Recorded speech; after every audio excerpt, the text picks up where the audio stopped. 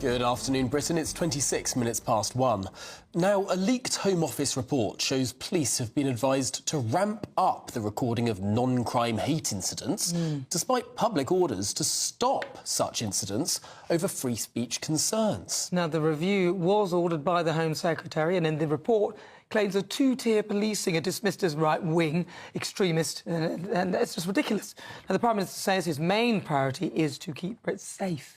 When it comes to extremism, it's very important that we are focused on the threat so we can deploy our resource properly, and therefore we're looking carefully at where the key challenges are. Obviously, that's now informed with what I said last week in the aftermath of the Southport murders, where we've got the additional challenge, I think, of a sort of cohort of loners who are extreme, and they need to be factored in. So that's the focus. In the end, what this comes down to is safety and security of people across the United Kingdom, and that's my number one focus.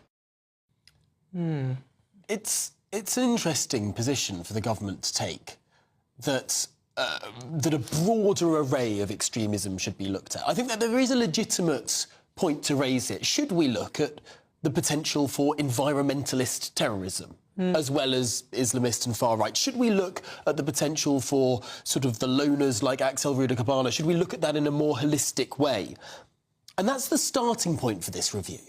But then it seems to sort of run away with itself. Doesn't it just? And it doesn't stop there, because then it says, oh, and let's use a lot more non-crime hate incidents reporting. Yeah. I mean, the clue's in the name for non-crime hate incidents. It's not a crime. It's just words. It's hurty words. Now, you see, I suspect there may even be non-crimes reported about me for maybe one of my monologues or something I said on GB News. There might be one of you. How on earth are the police meant to police something that's non-crime? Yeah. I think, to me, this is it's just words. They are trying to distract from the issue, which is that in the case of Axel Ruda-Cabana, there was a disjointed approach with all the different services that came into contact with him 3 times that he was brought to prevent. How is this going to make any difference? I don't think a non-crime hate incident would have stopped him, but that's, really. What I'm saying is all this talk isn't going to make any difference. No. We actually have the laws already in place to deal with people, and we use a level of our own common sense.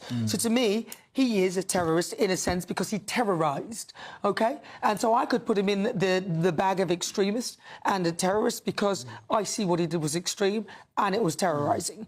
But also it was violent. And the difference here, and the problem with the very